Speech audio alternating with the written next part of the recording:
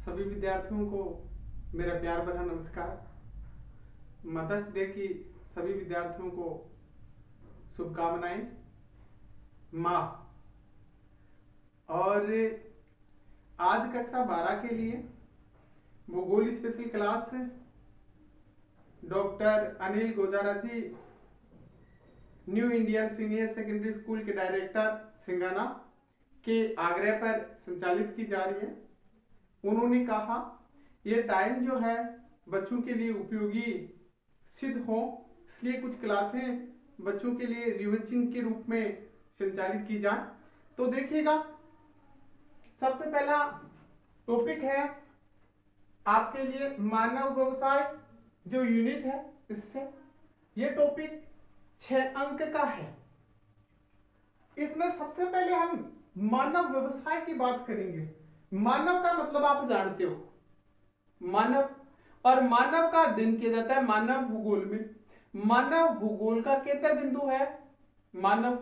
अब दूसरी बात यहां आ रही है कि व्यवसाय क्या होता है। जीवन यापन के लिए की जाने वाली जो क्रियाएं हैं, उन क्रियाओं को ही हम क्या कह सकते हैं, व्यवसाय कह सकते हैं। ठीक है। बोला आर्थिक क्रिया क्या होती है। आर्थिक क्रिया का मतलब यह है मानव के द्वारा की जाने वाली वो क्रियाएं जिनसे मानव को आय प्राप्त होती हो, उनको हम आर्थिक क्रिया कह सकते हैं। मानव आर्थिक क्रियाएं क्यों करता है? अपनी आवश्यकता को पूरा करने के लिए करता है। क्लियर? अब बात आ रही है आर्थिक क्रियाएं कितनी प्रकार की हैं। वर्गीकरण हम यहां पर कर रहे हैं तो होती है ये 5 प्रकार की। कितने प्रकार की? 5 प्रकार की। फर्स्ट, इस क्रिया को हम बोलते हैं प्राथमिक क्रिया। कौन सी क्रिया बोलते हैं? प्राथमिक क्रियाएं। फिर है द्वितीय क्रियाएं। कौन सी क्रियाएं? द्वितीय क्रियाएं। फिर हम यहां पर बोलेंगे तृतीय क्रियाएं। कौन सी क्रियाएं? तृतीय क्रियाएं।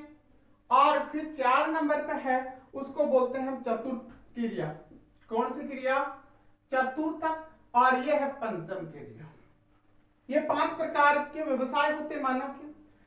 सबसे पहले प्राथमिक व्यवसाय, प्राथमिक क्रिया से संलग्न जो श्रमिक है, उस श्रमिक को क्या कहते हैं? तो उस श्रमिक को कहते हैं रेड कॉलर। क्या कहते हैं? रेड कॉलर या लाल कॉलर श्रमिक। कौन सा कॉलर श्रमिक? लाल कॉलर श्रमिक। फिर द्वितीय क्रिया से जो संबंधित श्रमिक है, उसको कहते हैं नीला कॉलर या ब्लू कॉलर श्रमिक के नाम से भी हम उसको जानते हैं। ठीक है। नेक्स्ट जो तृतीय क्रियाकलाप है, इसमें जो श्रमिक कार्यरत है उसको हम पिंक या फिर कहते हैं गुलाबी कॉलर श्रमिक। और चतुर्थ क्रियाकलाप के अंतर्गत जो श्रमिक काम करता है उसको कहते हैं सफेद या व्हाइट कॉलर श्रमिक। पंचम व्यवसाय में जो काम करता है उस व्यक्ति को कहते हैं हम श्रम कॉलर श्रमिक। ठीक है, या गोल्ड। अब देखिएगा, इन 5 व्यवसाय उनके श्रमिक हो गए। अब हम देखेंगे सबसे पहले विशेषता। प्राथमिक व्यवसाय की क्या विशेषता होती है? प्राथमिक व्यवसाय में हाकेट मुख्य रूप से कौन कौन सी क्रियाएं आती हैं वो पढ़ रहे हैं अपन पहले, उसके बाद में इनका वर्णन पढ़ेंगे। प्राथमिक क्रिया के अंतर्गत आता है हाकेट, भोजन संग्रहण, और फिर आती है इसी के अंतर्गत कस्सी, इसी के अंतर्गत आता है खनन, इसी के अंतर्गत आता है लकड़ी काटना, इसी के अंतर्गत आता है मछली पालन, मछली पालन। और नेक्स्ट जो है द्वितीय व्यवसाय। इस द्वितीय व्यवसाय के अंतर्गत आता है विनिर्माण, विनिर्माण, वस्तु का निर्माण। फिर ऊर्जा का उत्पादन। किसका उत्पादन? ऊर्जा का उत्पादन। फिर प्रसंस्करण, प्रसंस्करण। ये सभी क्रियाएं मुख्य रूप से कौन से व्यवसाय में आती है? द्वितीय व्यवसाय में। फिर हम बात करते हैं तृतीय व्यवसाय की। तो तृतीय व्यवसाय के अंतर्गत आता है परिवहन। क्या आता है? परिवहन। और इसके साथ में हम बताएंगे संचार, व्यापार, परिवहन, संचार, व्यापार, प्रशासन, प्रशासन बता सकते हैं, मनोरंजन बता सकते हैं, मनोरंजन बता सकते हैं, बीमा बता सकते हैं, और बैंक। ये सभी जो सेवाएं प्रदान करते हैं वो किसके अंतर्गत? तृतीय क्रियाकलाप के अंतर्गत। अब बात करेंगे हम चतुर्थ क्रियाकलाप। चतुर्थ क्रियाकलाप की बात अगर अपन करें तो यहां पर आता है सूचना का शोध। किसका? सूचना का शोध करना और प्रबंधन करना, शिक्षा और स्वास्थ्य सुरक्षा, यह सभी आती है चतुर्थ क्रियाकलाप के अंतर्गत। फिर बात करते हैं पंचम व्यवसाय की। पंचम व्यवसाय की अगर अपन बात करें तो यहां अपन बता सकते हैं सीधा सा नीति का निर्माण करने वाला। नीति का निर्माण करने वाला व्यक्ति किसमें आएगा? पंचम व्यवसाय में आएगा। अनुसंधान करने वाला व्यक्ति किसमें आएगा? पंचम व्यवसाय में आएगा। सरकार आपकी किसमें आएगी? पंचम व्यवसाय में आएगी। कानूनी सलाह है, किसी वकील के पास में आप जाते हैं तो वो किसके अंतर्गत आती है? कानूनी सलाह इसके अंतर्गत आती है, पंचम व्यवसाय के अंतर्गत। या फिर तकनीकी सलाह है, ये सभी किसके अंतर्गत? पंचम व्यवसाय के अंतर्गत। तो ये तो थे आपके 5 व्यवसाय। मुख्य रूप से कौन से व्यवसाय में क्या आता है, यहां से छोटा प्रश्न आपके लिए बन रहा है, बड़ा प्रश्न भी बन सकता है। बड़ा प्रश्न किस प्रकार से बनेगा, कैसे बनेगा, देखिएगा। अगर व्यवसाय वर्गीकरण आ जाए तो ऐसा ही आपको चार्ट बनाना है। ऐसा ही चार्ट बना करके इस प्रकार से प्रत्येक के नीचे कॉलर और उसमें आने वाली जो उसकी विशेषताएं ये लिखनी है। ऐसा अगर आप करोगे आपकी कॉपी की प्रभाविता ज्यादा बढ़ेगी। दूसरी बात, एग्जामिनर आपको नंबर मार्किंग अच्छी करेगा। ठीक है, अब हम सबसे पहले बात करेंगे प्राथमिक व्यवसाय की विशेषता। कौन से व्यवसाय की? प्राथमिक व्यवसाय की विशेषता। सबसे पहले अगर अपन प्राथमिक व्यवसाय को देखें तो प्राथमिक व्यवसाय में देखो हाकेट है, भोजन है, कृषि है, खनन है, लकड़ी है, मछली है। ये क्रियाएं सारी किसके अंतर्गत आती है? प्राथमिक क्रिया। प्राथमिक व्यवसाय की विशेषता देखें तो प्राथमिक व्यवसाय हम उसे कहते हैं जो मुख्य रूप से भूमि के विदोन के ऊपर जो व्यवसाय की क्रियाएं निर्भर करती हैं उसको हम क्या कहेंगे? प्राथमिक व्यवसाय। कहने का मतलब प्रकृति के द्वारा प्रदान संसाधनों के ऊपर जो क्रियाएं निर्भर हैं उसे हम क्या कह सकते हैं? प्राथमिक व्यवसाय। जैसे प्रकृति ने प्रदान किया जल, भूमि, मृदा, वन संसाधन, खनिज संसाधन, इनका विदोन करेगा कौन? मानव। इनका उपयोग करके अपनी आवश्यकता को पूरी करेगा कौन? मानव। क्लियर? इसको हम प्राथमिक व्यवसाय कहेंगे। प्राथमिक व्यवसाय में मुख्य रूप से भोजन, कच्चे माल का और जो उद्योग हैं उन उद्योगों के लिए कच्चे माल का उत्पादन होता है। मानव के लिए तो किसका? भोजन का, और उद्योगों के लिए किसका? कच्चे माल का उत्पादन होता है। उस व्यवसाय को हम क्या कहते हैं? प्राथमिक व्यवसाय कहते हैं। प्राथमिक व्यवसाय में प्राचीन काल में सर्वाधिक मात्रा में श्रमिक क्या करते थे? कार्य करते थे। क्लियर? आज वर्तमान समय में अगर देखें तो प्राथमिक व्यवसाय में विकसित देशों का 5% है, जबकि अविकसित और विकासशील देशों के अधिकांश जनसंख्या को प्राथमिक व्यवसाय में रोजगार प्राप्त है। नेक्स्ट बात अगर अपन करें वर्तमान समय की बात करें तो वर्तमान समय में ज्यादा लोगों का रुझान इन 3 व्यवसायों में तृतीय, चतुर्थ और पंचम व्यवसायों की ओर बढ़ रहा है। देखो प्राचीन समय में इस व्यवसाय में ज्यादा था। जब औद्योगिक क्रांति का विकास हुआ था उस समय द्वितीय व्यवसाय की तरफ लोगों का रुझान था, लेकिन अब वर्तमान समय में अगर देखें तो तृतीय, चतुर्थ और पंचम व्यवसाय में लोगों का रुझान ज्यादा है। अब आपसे प्रश्न आता है कि विश्व के सबसे प्राचीनतम जो ज्ञातार्थ क्रियाएं थी वो कौन कौन सी थी? तो देखिएगा, एक तो ये रही आखेट और दूसरी रही भोजन संग्रहण। आपसे प्रश्न में पूछा जाएगा, काफी बार ये प्रश्न आया हुआ है यहां से कि विश्व की प्राचीनतम ज्ञात आर्थिक क्रिया, तो आपको बताना है हाकेट और भोजन संग्रहण। क्लियर। अब हम सबसे पहले हम बात करेंगे किसकी, हाकेट की विशेषता क्या होती है, ठीक है, भोजन संग्रहण की विशेषता क्या होती है।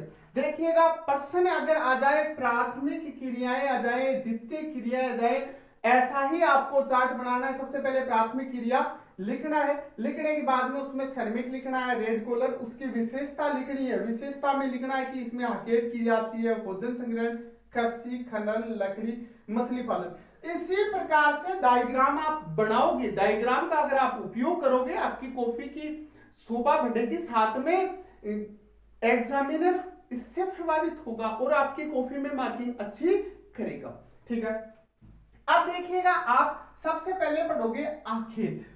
हाकेट क्या है, तो हाकेट विश्व की प्राचीनतम ज्ञात आर्थिक क्रिया है और यह क्रिया सबसे कम लोगों का पोषण करने में सक्षम है।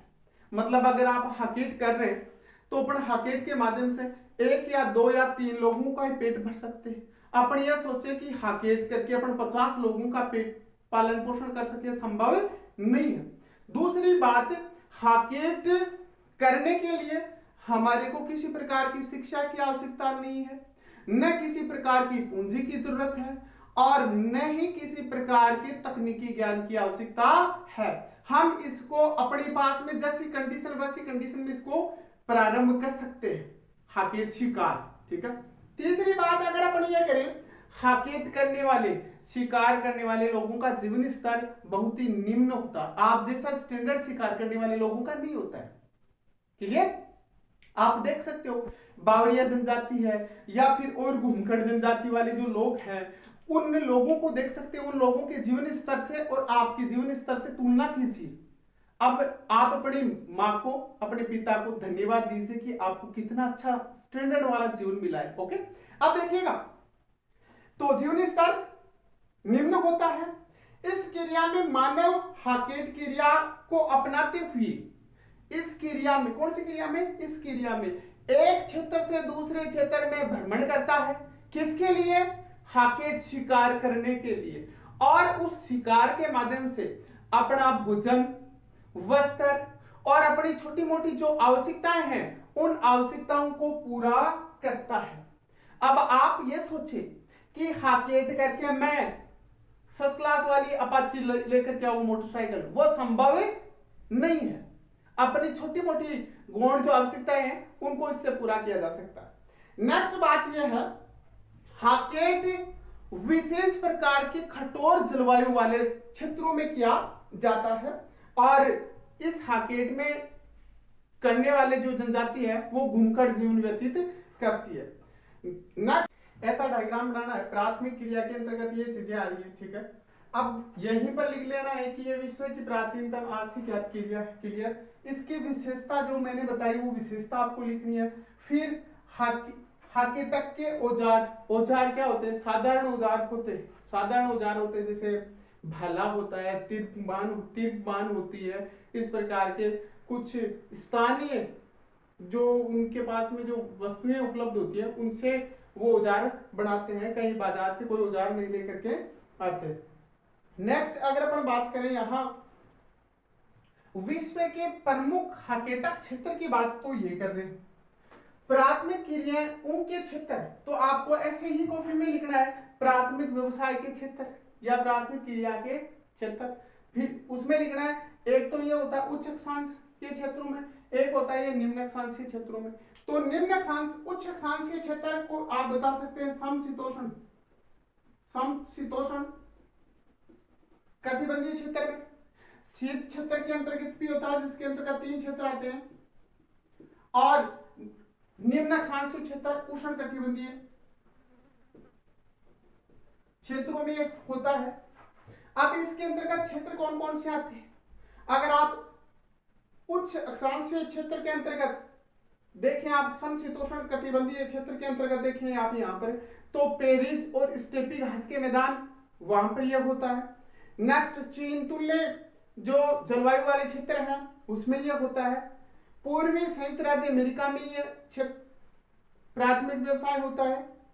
भूमध्य सागरीय क्षेत्रों में यह व्यवसाय होता है।